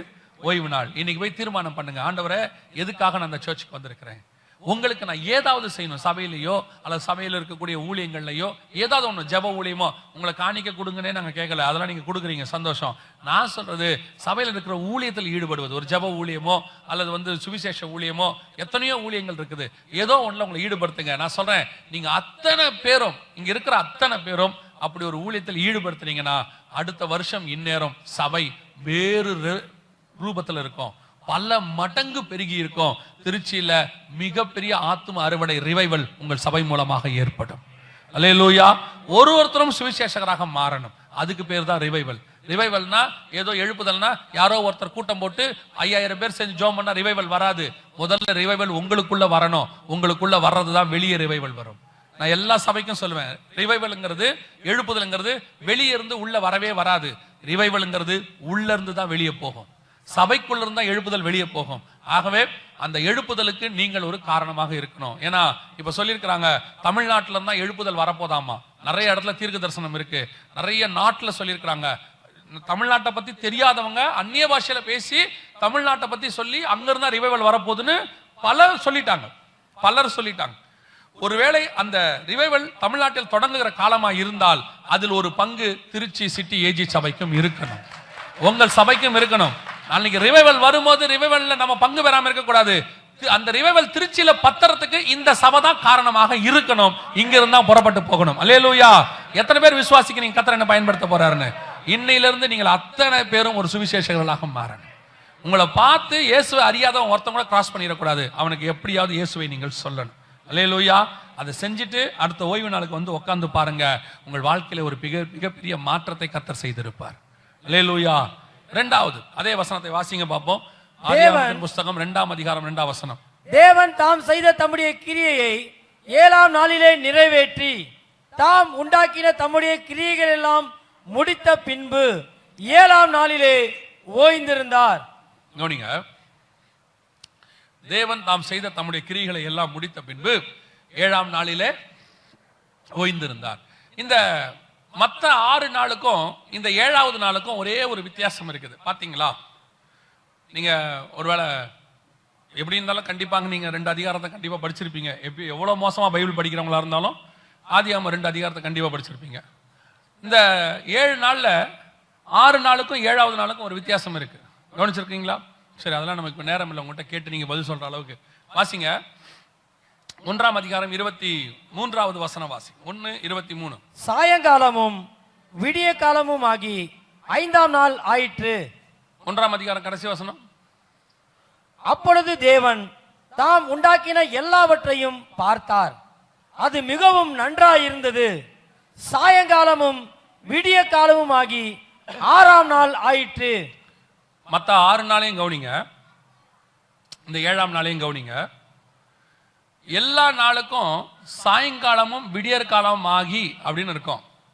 7ஆம் நாளுக்கு மட்டும் சாயங்காலமும் விடியற் காலம் ஆகி அப்படின்னு இருக்காது. மற்ற எல்லா நாளுக்கும் சாயங்காலம் விடியற் காலம் ஆகின்னு இருக்கும். 7ஆம் நாளுக்கு மட்டும் என்ன இருக்காது? சாயங்காலம் விடியற் காலம் ஆகி 7ஆம் நாள் ஆயிற்று அப்படின்னு இருக்காது. அப்ப 7ஆம் நாள்ல சாயங்காலம் விடியற் காலையும் வரலையா அப்படின்னா வந்துச்சு, கண்டிப்பா வந்திருக்கும். அப்படிலாம் வந்ததுனால தான் நம்ம இன்னைக்கு நாளே வந்திருக்கு. ஆனா ஆவியானவர் பர்டிகுலரா அந்த வார்த்தையை அங்க கொடுக்கல. மற்ற 6 நாளுக்கும் கொடுத்திருக்கிறாரு. 7ஆம் நாளுக்கு மட்டும் சாயங்காலம் விடியற் காலம் ஆகி 7ஆம் நாள் ஆயிற்றுன்னு கொடுக்கல.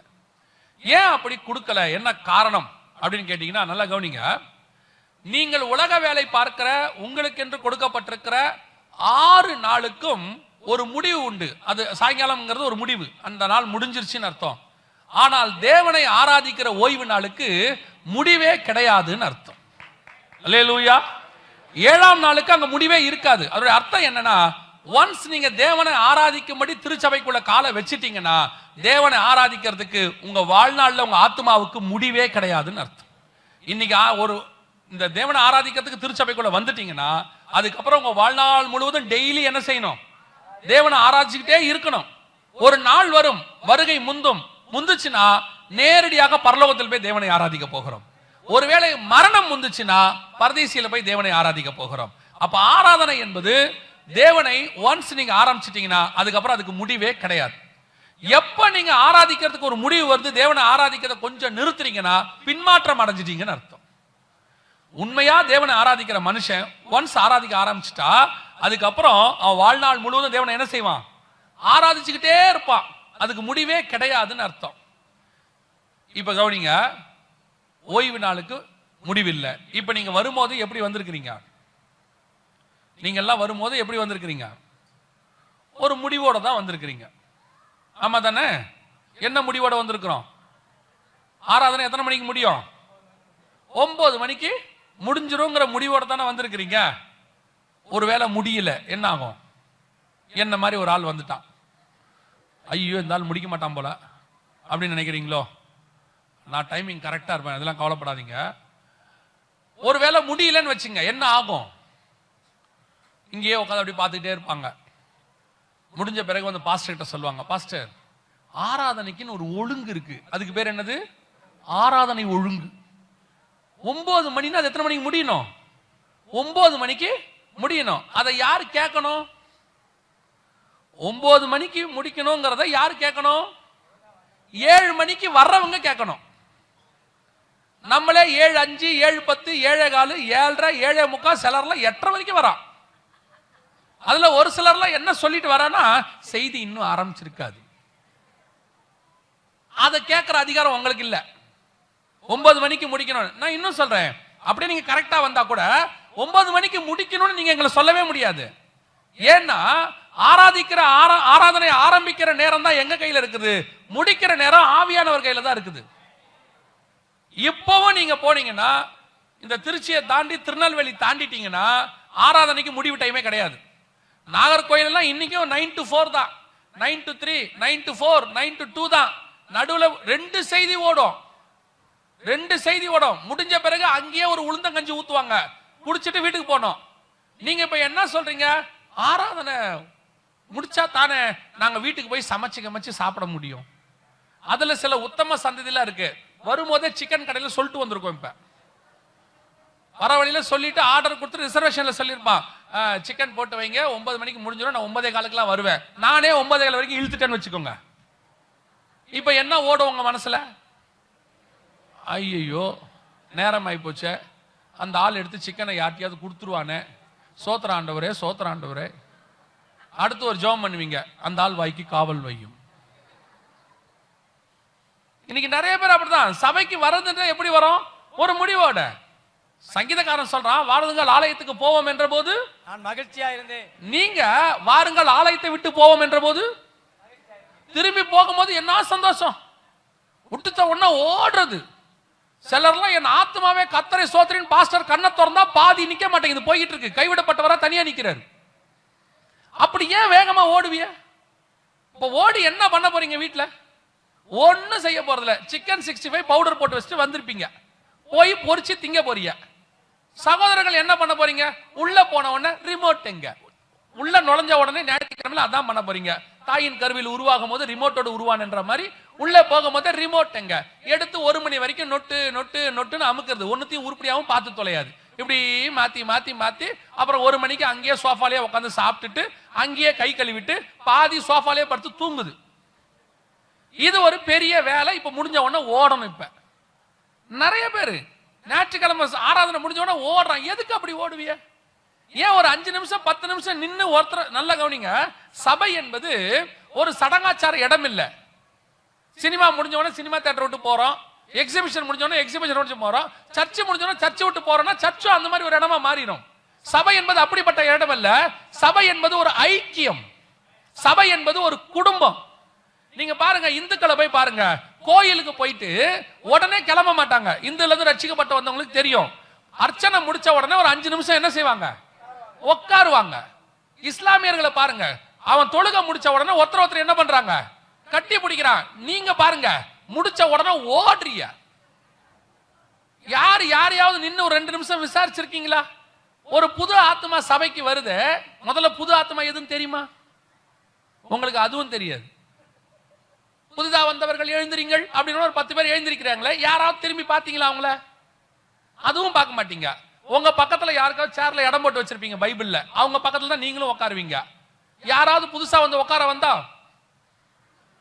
ஆள் வருது, ஏன் மத்த ஆள் புதுசா ஒரு ஆள் பக்கத்துல உட்காந்து செய்தி கேட்டா என்ன குறைஞ்சிருவீங்க? உங்களுக்கு இப்ப என்ன, இப்போ சபையில இப்போ புது ஆத்மாவை பார்க்க மாட்டீங்க, புது ஆத்மாட்ட பேச மாட்டீங்க. இங்க இருந்து ஜோம் பண்ணுவாங்க, பாத்திருக்கீங்களா? என்ன ஜோம் பண்ணுவோம், இவருக்கு உடம்பு சரியில்லை, அவருக்கு உடம்பு சரியில்லை, ஜெபிச்சு கொள்ளு, நாமெல்லாம் ஜோம் பண்ணுவோம். சரி, ஜோம் பண்ணோம். யாராவது மறுநாள் போன் பண்ணி அவங்களை விசாரிச்சீங்களா? நேத்து உங்களுக்காக நாங்க ஜோம் பண்ணோம், அவங்களுக்கு உடம்பு சரியில்லை, நாங்க இப்ப எப்படி இருக்கு பிரதர், இப்ப எப்படி இருக்கு சிஸ்டர்னு கேட்டீங்களா? கேட்க மாட்டீங்க. நீங்க போய் பார்க்க வேண்டாம், நீங்க எல்லாம் அம்பானிக்கு அண்ணனும் தங்கச்சியும் தான், பிஸி, ரொம்ப பிஸியா இருக்கீங்க, இருந்துட்டு போங்க. ஒரு ஐக்கியம். விசாரிச்சீங்களா யாரையாவது உங்க உடம்பு எப்படி இருக்குன்னு? ஆனா உங்களுக்கு உடம்பு சரியில்லைன்னா என்ன சொல்றீங்க? சபையில இருந்து யாருமே வந்து பார்க்கல, வர முடியாது. நீதான் யாரையும் பார்க்க வரலையே, உன்னை பார்க்க நாங்க எப்படி வர்றது? இப்படி சொன்னா உங்களுக்கு எவ்வளவு கோவம் வரும்? நான் சொல்ல மாட்டேன், சொல்றேன். அதான் சொல்லிட்டேன்றீங்களா? அதான் என்னுடைய பாலிசி. கவனிங்க, சபையில உட்காந்து வரீங்க, உட்காடுறீங்க. ஒரு புது ஆத்மாக்கிட்டயோ இல்ல உடம்பு சரியில்லை என்னைக்காவது பேசி இருக்கிறீங்களா? இந்த கார் கம்பெனி கிட்ட போய் பாருங்க, பெரிய பெரிய ஃபாரின் கார்லாம் விற்கிறான்ல, கார் கம்பெனி, டொயோட்டா அவன்லாம். அந்த கார் கம்பெனில சும்மா அந்த ஷோரூமுக்கு போங்களேன், உள்ள நீங்க போன உடனே வரவேற்கிறத பார்த்திருக்கீங்களா? வாங்க சார் உட்காருங்க, காஃபியா டீயாங்கிறான். நம்ம முகத்தை பார்த்தாலே அவனுக்கு தெரியும் இது கார் வாங்காதுன்னு. நம்ம முகத்தை பார்த்தோன்னே அவனுக்கு தெரியும் இது கார் வாங்குற முகம் இல்ல, இது சும்மா தான் பார்க்க வந்திருக்குன்னு அவனுக்கு தெரியும். ஆனா என்னைக்காவது அப்படி நடந்துக்கிறானா? வாங்க சார் உட்காருங்க, ஃபர்ஸ்ட் கொண்டு வந்து தண்ணி பாட்டில் வைக்கிறான். இப்ப நான் போய் பார்த்தேன், தண்ணி பாட்டில் வைக்கிறான். அடுத்து காஃபியா டீயாங்கிறான். நமக்கே கூச்சமா இருக்கு, ஐயோ நம்ம வண்டி வாங்க போறது இல்லையே, காஃபி டீ எல்லாம் குடிக்கிறோமே அப்படின்ட்டு காஃபியா டீயாங்கிறான். கொடுத்துட்டு அதுக்கப்புறம் வேற ஒருத்தர் வராரு, சார் அப்படின்னு ஒரு கார்டை கொடுக்குறாரு. என்ன அழகா, அதை பார்த்த உடனே கார் வாங்கணுங்கிற ஆசை வருது. ஒருவேளை கார் வாங்குற காலம் வந்தா அந்த கடைக்கு நம்ம திரும்பி போறோம். ஏன்னா அவன் நல்லா நம்மள என்ன பண்ணிருக்கான், ரிசீவ் பண்ணிருக்கான். ஒரு அழிந்து போகிற பொருளை விற்கிறவனே இவ்வளவு அன்பாய் நடப்பானால், அழியாத ஜீவ விருட்சமாகிய இயேசு கிறிஸ்துவை கொடுக்கிற திருச்சபை வருகிறவர்களை எப்படி ரிசீவ் பண்ணணும்? எப்படி ரிசீவ் பண்ணணும்? நீங்க ஒருத்தரும் யாரும் கேட்கறதுல, வாலண்டியர்ஸ் 10 பேர் இருப்பாங்க. இவங்க தான் எல்லாத்துக்கும் ஓடுவாங்க.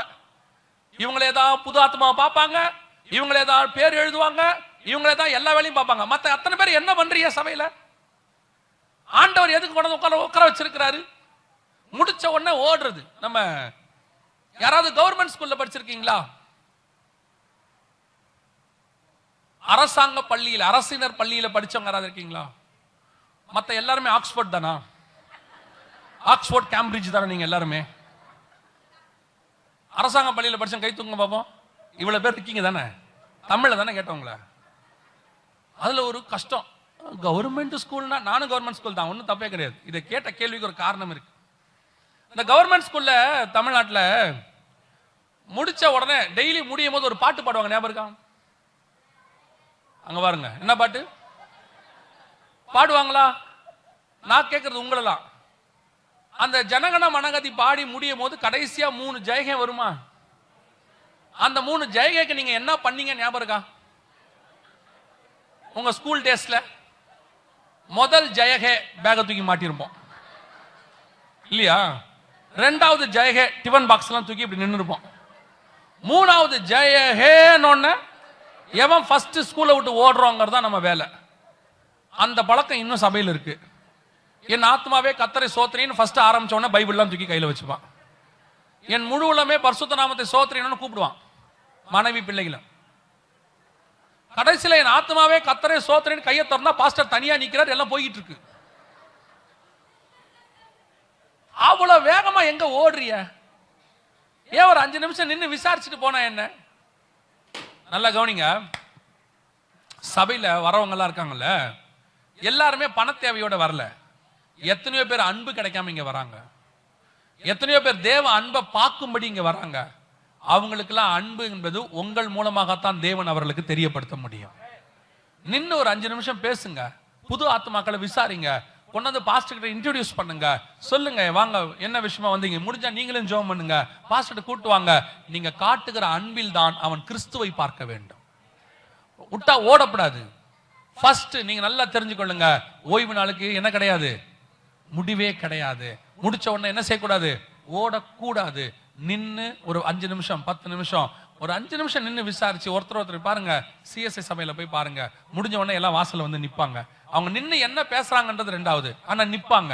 ஒரு ஐக்கியம் இருக்கும். இப்ப கேட்டு பாருங்க, உங்களை ஒருத்தர் இவங்க பேர் என்ன, இந்த சிஸ்டர் பேர் என்ன, அந்த பிரதர் பேர் என்னன்னு கேளுங்க, எந்திரிச்சு மண்டையில கொட்டிட்டு நிப்பான். இவங்க பேர் தெரியாது. சபையில இருக்கிற இன்னொருத்தர் பேர் யாருக்கு தெரியவே தெரியாது. இதான் உண்மை. ஒரு அம்மா இன்னொரு அம்மா வழியில பார்த்து கேட்டிருக்குது.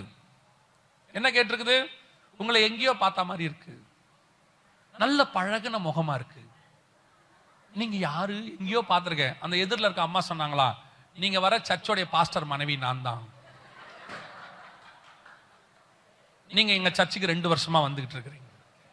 ஐயோன்னுச்சான். இப்படி ஒரு பாதி ஆத்மா இன்னும் இருக்கு, இன்னும் பாதி ஆத்மா அப்படித்தான் இருக்கு சபைக்குள்ள. அது காரணம் என்ன, எவங்கிட்டையும் பேசுறது இல்ல, யாரையும் பார்க்கறது இல்ல, அதை ஒரு பெருமையா வேற நினைக்கிறது. நாங்கெல்லாம் ரொம்ப டீசென்ட், யாருக்கிட்டையும் பேச மாட்டோம். எவன் சொன்னா? அப்படி பார்த்தா இருக்கிறதுல ரொம்ப இன்டீசென்ட் இயேசுநாதர் தான், பார்க்கிறவர்லாம் பேசினாராமா. பவுல் பத்தி வசனம் சொல்லுது, பார்க்கிறவர்ல எல்லாம் தர்க்கம் பண்ணினான்னு இருக்கு. நீங்க யார்கிட்டையும் செய்ய வேண்டாம், உங்க விசுவாசிகள்கிட்ட பேசுங்க. நின்னு ஒரு 5 நிமிஷம் கவனிச்சு கொள்ளுங்க. சபை என்பது ஒரு ஐக்கியம், ஒரு குடும்பம், அதை மறந்துடவே கூடாது. அல்லேலூயா. ஓய்வு நாள் என்பது முடிவில்லாதது.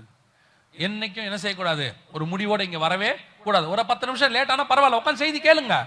ஒரு 5 நிமிஷம் லேட் ஆனா பரவாயில்ல, உடனே என்ன செய்யாதீங்க, முகத்தை சுளிக்காதீங்க. ஓய் என்ன கவனிங்க. 3வது வாசிங்க, அதே 2ஆம் அதிகாரம் 2ஆம் வசனம். ஆதியாகமத்தின் புஸ்தகம் 2 வாசி. தேவன் தாம் செய்த தம்முடைய கிரியையை 7ஆம் நாளிலே நிறைவேற்றி தாம் உண்டாக்கின தம்முடைய கிரியைகளை எல்லாம் முடித்த பின்பு 7ஆம் நாளிலே ஓய்ந்திருந்தார். கவனிங்க, கர்த்தருக்கு அது எத்தனாவது நாள்? இந்த சண்டே கிளாஸ் டீச்சர்ஸ் யாராவது இருக்கீங்களா?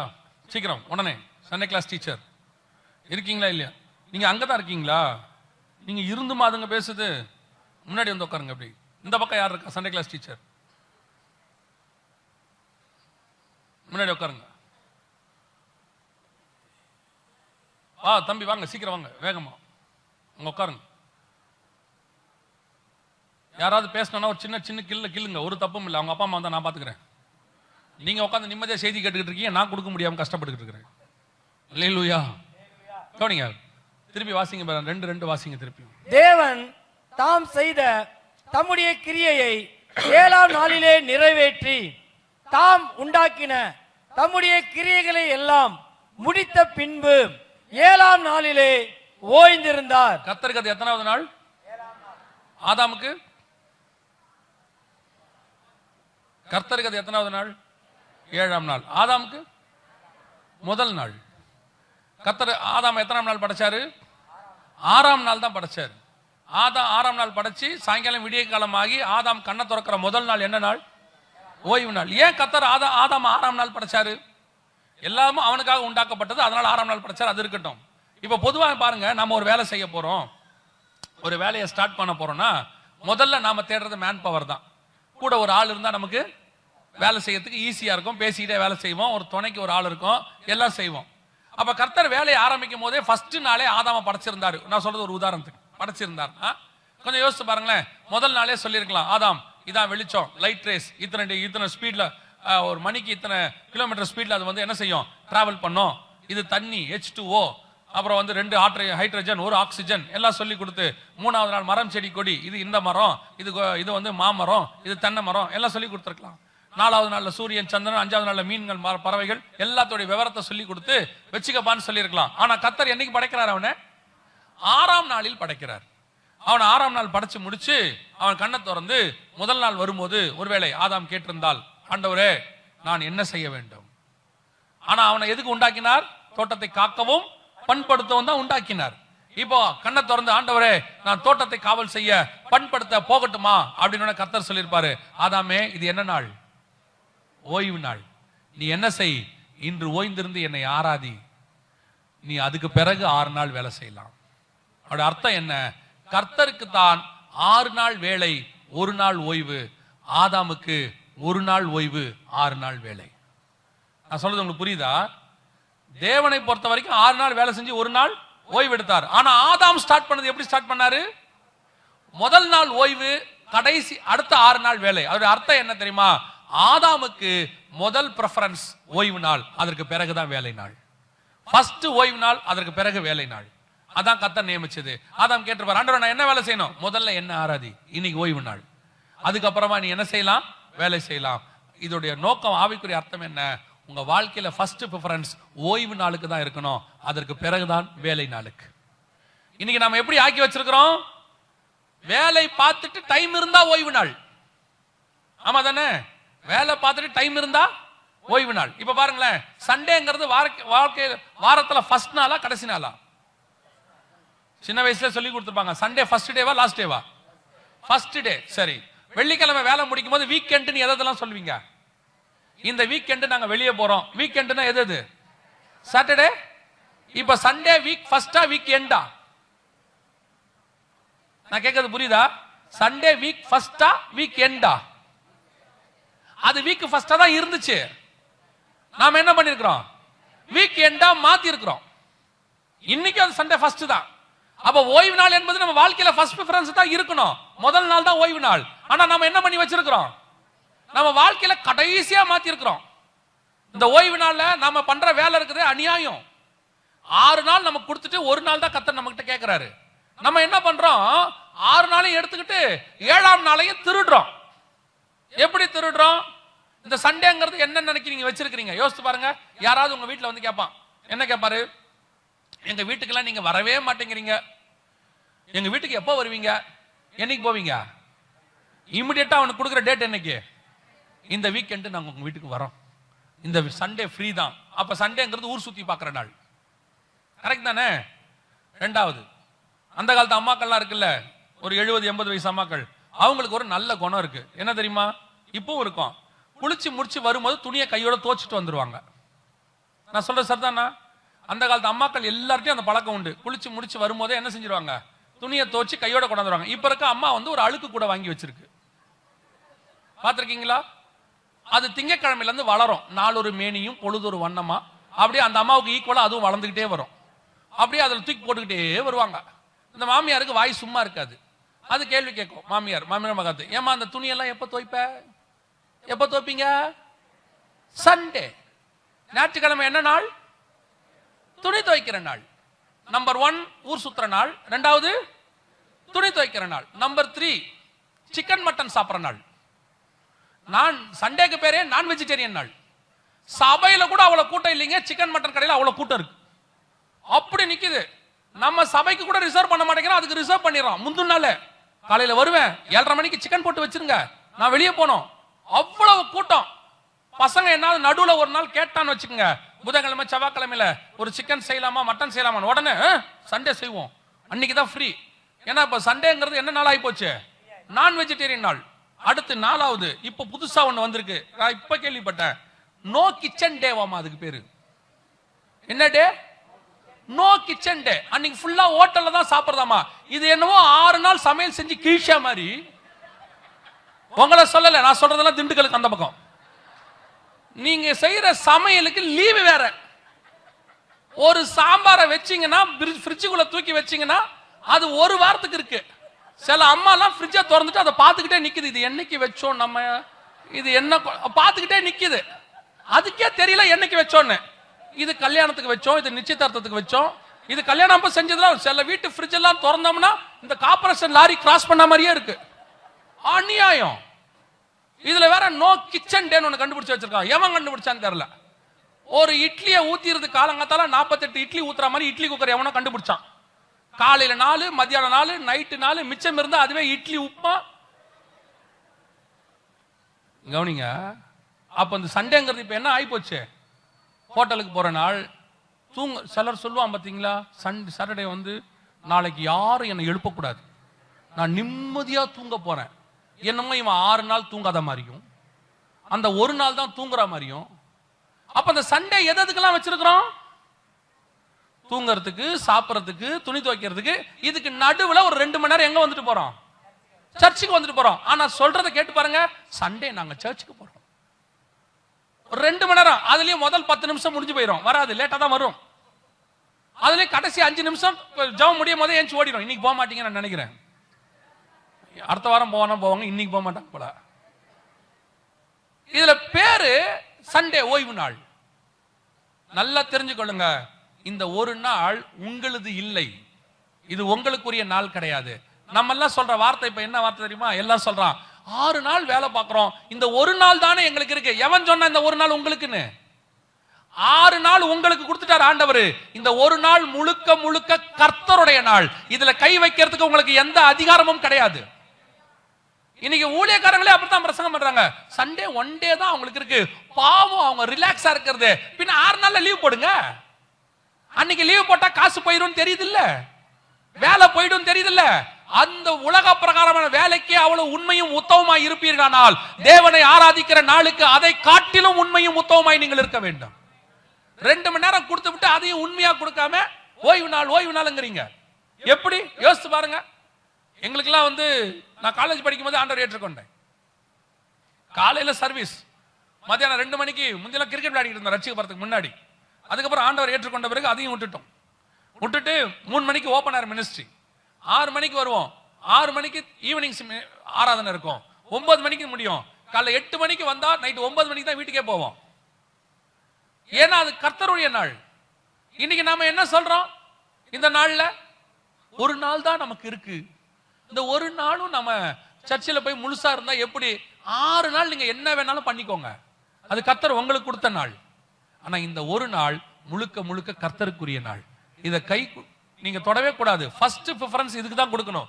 யாராவது ஒருத்தன் வந்து சொல்லுவான் கல்யாணம் வச்சிருக்கிறோம் ஞாயிற்றுக்கிழமை, ஏன்னா இப்ப எல்லாம் ஞாயிற்றுக்கிழமை தான் கல்யாணம், எல்லாம் லீவுன்னு சொல்லிட்டு ஞாயிற்றுக்கிழமை கல்யாணம் வச்சிருக்கிறோம், நீங்க கண்டிப்பா வரணும், உங்க தலை மேலதான் என் கல்யாணமே நடக்கும்பா.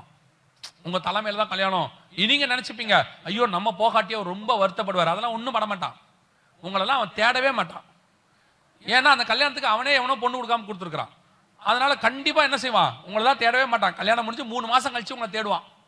அது வரைக்கும் உங்களை தேட மாட்டான். நீங்க நினைச்சுப்பீங்க ஐயோ நம்ம போகாட்டியோ ரொம்ப வருத்தப்படுவாரு, சண்டே என்ன பண்ணலாம், கல்யாணம் வேற வச்சுட்டாங்க, ஆராதனை வேற இருக்குது. என்ன இருக்குது, என்ன இருக்கு, ஆராதனை வேற இருக்கு, ஆராதனைக்கும் போகணும். நீங்க கொஞ்சம் யோசிச்சு பாருங்களேன். இந்த கறிக்கடைக்காரங்கிட்ட போய் கேளுங்க, இல்ல சண்டேல நல்ல பிசினஸ் பாக்குற கடைக்காரங்கிட்ட போய் கேளுங்க, சார் இன்னைக்கு கல்யாணத்துக்கு வருவீங்களா, வரமாட்டேன்பா. அவன் சொல்லுவான் இல்ல சார் அன்னைக்கு பிசினஸ் இருக்குது, நான் மத்த நாள் வருவேன்.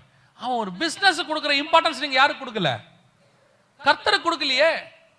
நீங்க என்னைக்காவது வைராக்கியமா சொல்லியிருக்கிறீங்களா சண்டே வர முடியாது. நான் ஒரு தடவை ஒரு வேலைக்கு ஒரு மனுஷனை பார்க்க போனேன். வெள்ளிக்கிழமை மத்தியானம் இருக்கும், பார்க்க போனேன். பார்க்க போன உடனே அவர் வந்து ஒரு இஸ்லாமியர். அவர் சொன்னாரு சார் ஒரு 1/2 hour வெயிட் பண்ணுங்க வந்துடுறேன்னாரு. நான் சொன்னேன் எனக்கு கொஞ்சம் அர்ஜென்ட் ஒர்க்கு, நான் கொஞ்சம் போகணும், என் வேலையை முடிச்சுட்டு போயிருங்கன்னு. அவர் சொன்னார் இல்ல சார் தொழுகைக்கு போறேன், போயிட்டு வந்துட்டு உங்களுக்கு செஞ்சு கொடுக்குறேன். நான் சொன்னேன் நான் ரொம்ப தூரம் போனுங்க, நாளைக்கு வாங்கன்னாரு. போயிட்டு நாளைக்கு வாங்க. அந்த மனுஷன் சொல்லிட்டு கதவை சாத்திட்டு போயிட்டாரு. எங்க போயிட்டாரு, தொழுகைக்கு. யோசித்து பாருங்க, ஒரு புறஜாதியார் தங்கள் தேவனுக்கு கொடுக்கிற இம்பார்ட்டன்ஸ் யார் கொடுக்கறது இல்ல, ஜீவனுள்ள தேவனை ஆராதிக்கிறேன்னு சொல்ற நீங்க கொடுக்கறது இல்ல. உங்களுடைய நோக்கம் என்ன, ஆராதனைக்கு போலனா பாஸ்டர் வருத்தப்படுவாரு, பாஸ்டர் கேட்பாரு, இல்லனா வந்து ஆராதனைக்கு அப்படிதான் பாக்குறீங்களே ஒழிய ஆராதனைக்கு போலனா ஆவியானவர் வருத்தப்படுவாரு நீங்க யோசிக்கவே மாட்டேங்கிறீங்க. உங்களுக்காக இங்க காத்திருக்கிறது மனுஷன் அல்ல, ஆவியானவர். உங்களுக்கான வார்த்தைகளை வச்சுக்கிட்டு காத்திருக்கிறது ஆவியானவர். ஒரு நாள் கூட, ஒரு வாரம் கூட ஆராதனை என்ன செய்யக்கூடாது, மிஸ் பண்ணக்கூடாது. உங்க பிள்ளைய ஒரு நாள் டியூஷனுக்கு மிஸ் பண்ண மாட்டேங்கிறீங்க, ஸ்கூலுக்கு லீவ் போட விட மாட்டேங்கிறீங்க. கேட்டா என்ன சொல்றீங்க, எக்ஸாம்ல மார்க் குறைஞ்சிரும், உடம்பு சரியில்லை கூட மாத்திரையை போட்டு அனுப்புறீங்க. ஆனா ஆராதனைக்கு கேட்டு பாருங்க, இன்னைக்கு கொஞ்சம் உடம்பு முடியாம இருக்கு, என்ன பண்ணலாம், லைவ்ல பார்க்கலாம். இந்த லைவ்ல பார்க்கிற ஒரு வயலும் பரலோகத்துக்கு வர மாட்டேன். நீ லைவ் யாருக்கு, ஒருவேளை இங்க வர முடியல, அவங்க வெளிநாட்டுல இருக்கிறாங்க, அவங்களுக்கு தான் லைவ். திருச்சிக்குள்ள உட்கார்ந்துகிட்டே டிவில யாராவது பார்த்துக்கிட்டு இருந்தீங்கன்னா நீ பரலோகத்துக்கு வரமாட்ட. நேரடியாவே சொல்லிட்டோம், கேமரா பார்த்து. வீட்டுல உட்கார்ந்துகிட்டு வெட்டி கேட்டா சொல்றது எங்களுக்கு ரொம்ப ஜுரம், ஜுரமா இருந்தா இங்க வா ஜோம் பண்ணுவோம், அதுதான் சுகமாக்குற இடம் இங்கதான் இருக்கு, டிவி கிடையாது. அன்னைக்கெல்லாம் உடம்பு சரியில்லைனா ஜெப வீட்டுக்கு தான் வந்தாங்க. உட்கார்ந்து இன்னைக்கு டிவில ஆராதனை பார்க்கிறது. சில சூழ்நிலை இருக்கு, அன்அவாய்டபிள் சர்க்கம்ஸ்டன்ஸ், அதுக்கு பார்க்கறது தப்பே கிடையாது. போக முடியல, கால் உடஞ்சு, 2 காலம் உடஞ்சு போச்சு, உங்களை படுக்க வச்சிருக்காங்க, தொங்க விட்டுருக்கானா, டிவி போட்டு பாருங்க. சும்மா உடம்பு சரியில்ல, தலை லைட்டா வலிக்குது, அதனால ஆராதனை டிவிலேயே பார்க்கலாம், வெயிட்டா வலிக்கும். கவனிச்சுக்கொள்ளுங்க, ஓய்வு நாள் என்பது தேவனை கனப்படுத்துகிறது. நான் ஃபர்ஸ்ட் பிரெஃபரன்ஸ் என் தேவனுக்கு கொடுக்கிறேன். என்ன எது வந்தாலும் நான் ப்ரிஃபரன்ஸ் கொடுக்க மாட்டேன். யாராவது ஒருத்தர் வந்து ஞாயிற்றுக்கிழமை கல்யாணம் வச்சிருக்கிறோம் வாங்கினா முடியாதுன்னு சொல்லுங்க, டைரக்டா சொல்லுங்க. எனக்கு என்ன இருக்குது, உங்க வைராகியத்தை அவன் பார்க்கணும். கர்த்தர் மேல் நீங்கள் கொண்டிருக்கிற வைராகியத்தை அவன் பார்க்கணும். அதுதான் ரொம்ப முக்கியம். இன்னைக்கு ஒரு சிஎஸ்ஐ பாரம்பரியம் நம்ம சொல்லிக்கிட்டே இருக்கிற மாதிரி பெந்தகோஸ்தே பாரம்பரியம் ஒண்ணு வந்துருச்சு. இப்ப பெண்டிகாஸ்டல் ட்ரெடிஷன், ஞாயிற்றுக்கிழமை ஆராதனைக்கு வரது ஒரு ட்ரெடிஷன். என்னமோ சொரத்தலாம வரது, சொரத்தலாம போறது, அப்படியே உட்கார்ந்து. ஒரு மாற்றம் இல்ல சபையில. ஆவிக்குரிய சபைனா என்ன, ஒரு வாட்டி வந்துட்டு போகும்போது ஏதோ ஒரு விதத்துல ஆவியானவர் உங்களை மாத்தி இருக்கணும். அதுக்கு பேர் தான் ஆவிக்குரிய சபை. கர்த்தர் இன்னைக்கு என் கூட பேசினாருங்கிற தன்மை இருக்கணும். அப்படியே வந்து வர்றது, அப்படியே போறது, பெந்தகோஸ்தே பாரம்பரியம் உள்ள வருது. கேர்ஃபுல்லா இருந்து கொள்ளுங்க. கணக்கு கர்த்தர்ட்ட கொடுக்கணும். சிலர்லாம் வந்துட்டு இந்த ஓய்வு நாள்ல எல்லாத்துக்கும் பிரிச்சுட்டான். சிலர்லாம் வெறும் கம்யூனியனுக்கு மட்டும் வரான், வாரத்துக்கு மாசத்துல ஒரு நாள் கம்யூனியன், அன்னைக்கு மட்டும் வருவாங்க, அந்த வாரம் மட்டும் வருவாங்க. ஒரு சிலர் பண்டிகைக்கு மட்டும் வருவாங்க, ஒரு சிலர் ஏதாவது ஸ்பெஷல் மீட்டிங் மட்டும் வச்சா மட்டும் வருவாங்க. அது நீங்க இல்ல, நீங்க அதுக்கும் வரதில்ல. 3 நாள் ஸ்பெஷல் மீட்டிங். எத்தனை பேர் வந்தீங்க, இவ்வளோ பேர் சர்ச்சில் இருக்கீங்க. ஸ்பெஷல் மீட்டிங் பாஸ்டர் உங்களுக்கு தான் வைக்கிறாரு, அவருக்கு மட்டும் செய்தி கேட்கணும்னா அவர் சீடியை வாங்கி போட்டு கேட்டிருப்பார், இல்ல தனியா நாங்க 2 பேருமே பேசியிருப்போம். இவ்வளவு பேருக்கு பிரயோஜனமா இருக்கணும் தானே அவர் வந்து ஒரு மீட்டிங். நல்ல யோசித்து பாருங்க, ஒரு ஆளை சென்னையில இருந்து வர வச்சு தங்க வச்சு 3 நாள் அந்த ஆளை பார்த்து பேனர் அடிச்சு போஸ்ட் அடிச்சு இவ்வளவு கஷ்டப்பட்டு ஒரு மீட்டிங் நடத்துறாங்க. ரொம்ப ஈஸியா நீங்க வராம போயிட்டீங்க. நஷ்டம் கண்டிப்பா அவருக்கு இல்ல, நஷ்டம் உங்களுக்கு தான். வருக வந்து ஒருவேளை கைவிடப்பட்டா கர்த்தர்ட்ட போய் நீங்க கேட்க முடியாது, ஆண்டவரே எனக்கு இதெல்லாம் தெரியல. ஆண்டவர் சொல்வாரு, உன் சர்ச்சுக்கு வந்து உங்ககிட்ட நடத்தியாச்சு, நீ வரல. பாதிப்பு உங்களுக்கு தான். கவனிச்சு கொள்ளுங்க, சபைக்கான நாளை கண்டிப்பாக வேற எதற்கும் தரக்கூடாது. ஃபர்ஸ்ட் ப்ரிஃபரன்ஸ் கர்த்தருக்கு தான். என்ன நடந்தாலும் சரி. அதே மாதிரி ஆராதனைக்கு கிளம்பும் போது யாராவது வருவாங்க, அந்த நேரத்தில் தான் வருவான் பிசாசு, யாரையாவது அனுப்புவான். உடனே நீங்க என்ன பண்றீங்க, வீட்டை திறந்து உட்காந்து ஒரு டீ காஃபி போட்டு கொடுத்து அவரை அனுப்பிட்டு வரதுக்கு 1/2 மணி நேரம் ஆயிடுது. ஏன் லேட்டா வந்தீங்க கேட்டு பாருங்க. கிளம்புற நேரத்தில் ஒருத்தர் வந்துட்டாரு, ரொம்ப முக்கியமானவர் வந்துட்டாரா, வெரி சிம்பிள். ஒன்னே ஒண்ணு சொல்லுங்க, நாங்க சர்ச்சுக்கு போயிட்டு இருக்கிறோம், எங்க கூட வாங்க, எங்க சர்ச்சு நல்லா இருக்கும் ஆராதனை, ஒரு நாள் அட்டன் பண்ணி பாருங்கன்னு சொல்லுங்க. 2 காரியம் நடக்கும். ஒண்ணு, போயிட்டு எப்போ வருவீங்கன்னு கேட்பான். 11 மணிக்கு வருவோம், நாங்க அப்போ வரன்ட்டு போயிடுவான். இல்லைன்னா அப்படியா அப்படின்னு கூட வருவாங்க அவங்க. ஒருவேளை அவர்களை கர்த்தர் இங்கே ரட்சிப்பதற்கு வல்லமுள்ள தேவனாகவே இருக்கிறார். அல்லேலூயா. நீங்க காட்டுற அந்த வைராகியம் தான் ஒரு ஆத்மாவை கர்த்தரை ஏற்றுக்கொள்ள வைக்கும். ஆகவே ஓய்வு நாளுக்கு ஃபர்ஸ்ட் ப்ரிஃபரன்ஸ் கொடுங்க. யார் வந்து கேட்டாலும் இந்த ஓய்வு நாள் கர்த்தருக்குரியதுன்னு சொல்லி பாருங்க. நீங்க எவ்வளவுக்கு எவ்வளவு முக்கியத்துவம் கொடுக்குறீங்களோ அவ்வளவுக்கு அவ்வளவு கர்த்தர் உங்களுக்கு முக்கியத்துவம் கொடுப்பார். அல்லேலூயா. ஓய்வு நாள் என்பது முடிவில்லாதது. ஓய்வு நாள் என்பது முதன்மையானது. ஓய்வு நாள் என்பது கர்த்தர் கொடுக்கிற வேலையை செய்து விட்டு முடிப்பது. இன்னும் நிறைய இருக்குது, ஆனா நேரம் முடிஞ்சிருச்சு. நாம் யாவரும் எழுந்திருப்போம், கண்களை மூட போகிறோம். சீக்கிரமாக வேகமா எழுந்திரிங்க பார்ப்போம். வருகையே 1 செகண்ட் தான். கண்களை மூடுவோம். எனக்கு இன்னும் 2 நிமிஷம் இருக்கு. ஒரே ஒரு காரியம் நம்ம ஜெபம் பண்ணுவோம். ஒருவேளை இதுவரைக்கும் ஓய்வு நாள அசட்டையா, ஒருவேளை நிர்விசானமா, ஒரு சடங்காச்சாரமா இதுவரைக்கும் நீங்க ஆராய்ச்சிட்டு இருந்தீங்கன்னா இன்னைக்கு ஒரு தீர்மானம் எடுங்க. ஆண்டவரே, இது உம்முடைய நாள், இதுக்கு கொடுக்க வேண்டிய கனத்தை, இதுக்கு கொடுக்க வேண்டிய முக்கியத்துவத்தை, இதுக்கு கொடுக்க வேண்டிய ஒரு மரியாதையை நான் தருவேன். ஆண்டவரே, ஆராதனை ஆரம்பிக்கிறதுக்கு முன்னாடி ஓடி வருவேன், ஆராதனை முடிஞ்ச பிறகு நின்னுட்டு போவேன். யாருக்காகவும் இந்த நாளை நான் விட்டு கொடுக்க மாட்டேன். இந்த நாள் மேல் வைராகியம் அல்ல, அந்த நாளில் இருக்கிற ஓய்வு நாளுக்கும் தேவனாய் இருக்கிறார், அதன் மேல அவர் மேலதான் ஒரு வைராக்கியம். நான் உமக்காக ஓடி வருவேன். அந்த வைராக்கியம் ஒரு தீர்மானம் இன்னைக்கு தேவ சமூகத்தில் எடுப்போமா? வர வர நம்ம ஓய்வு நாளுக்கான காரியங்கள் ஒரு சடங்காச்சாரமா மாறுறதுனாலதான் ஆவிக்குரிய வாழ்க்கை குறைஞ்சுக்கிட்டே போகுது, ஆவிக்குரிய வைராக்கியம் இல்லாம போகுது. எப்ப நீங்க தேவனுக்கு ஒரு இம்பார்ட்டன்ஸ் கொடுக்குறீங்களோ, எப்ப நீங்க தேவனுக்கு இம்பார்ட்டன்ஸ் கொடுக்குறீங்களோ அப்பதான் தேவன் உங்களுக்கு இம்பார்ட்டன்ஸ் கொடுப்பார். நாம ஜெபம் பண்ண போறோம். ஒரு தீர்மானம் எடுத்தவங்களாக இந்த கரங்களை ஆண்டவருக்கு நேராக உயர்த்தி ஆண்டவர்கிட்ட சொல்லுங்க, ஆண்டவரே, இனி இந்த நாளுக்கு நான் முக்கியத்துவத்தை தருவேன். ஆண்டவரே, இதை நான் அசட்டை பண்ண மாட்டேன். இது ஏதோ கடமைக்காக நான் இங்க வரமாட்டேன். இது ஞாயிற்றுக்கிழமை போகணுமே அப்படின்னு சொல்லி ஒரு அசட்டையோட ஒரு ஒரு விதமான சோகத்தோட நான் வரமாட்டேன். சங்கீதக்காரன் வந்த மாதிரி வருவேன். ஆலயத்துக்கு போவோம் என்ற போது நான் மிகுந்த மன மகிழ்ச்சி.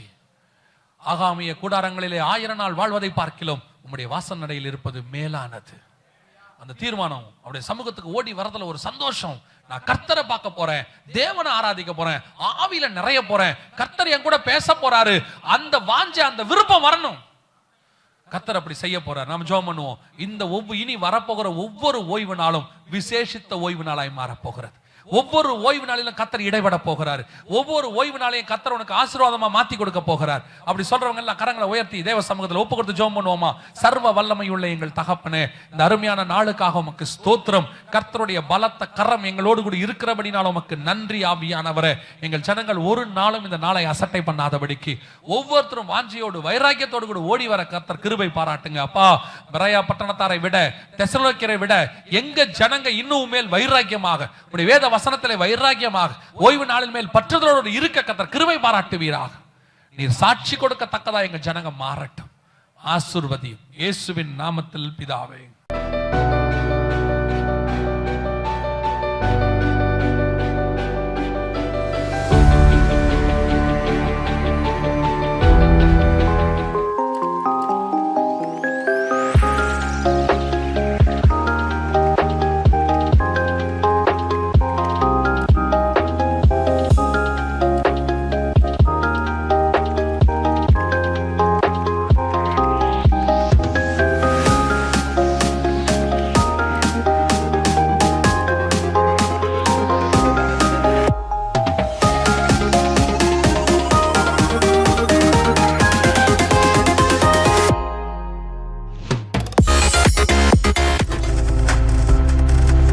நீங்கள் பார்த்து கொண்டிருப்பது உங்கள் ஜாய் டிவி. உங்கள் துக்கம் சந்தோஷமாய் மாறும்.